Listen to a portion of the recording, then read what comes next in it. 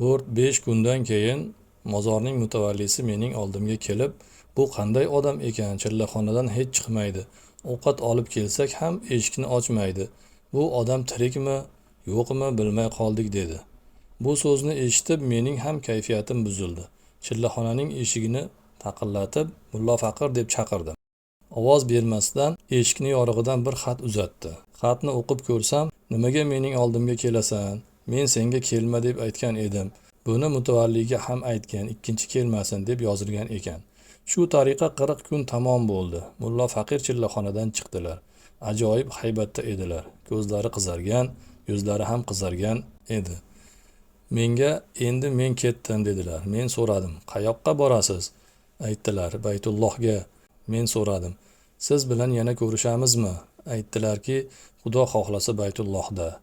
Men bu so'zdan hayron bo'lib qoldim, chunki xayolimda hajga borish yo'q edi. Dadam ham hali kelmagan edilar. Shundan keyin 4 oy o'tgach dadam keldilar. "Endi o'qishingni bas qilsang, meni hajga olib borsang" dedilar. Dadamning bu gaplariga javoban men o'ylanib, menda hech qanday dunyoviy mablag' yo'q edi.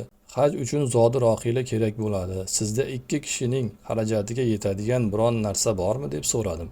Dadam bellaridagi kamarni yechib, ichidan 110 dona Nikolay tangasini to'kdilar-da, "Ikkovimizning xarajatimizga yetadimi?" deb so'radilar. "Ortig'i bilan yetadi" deb suyundim.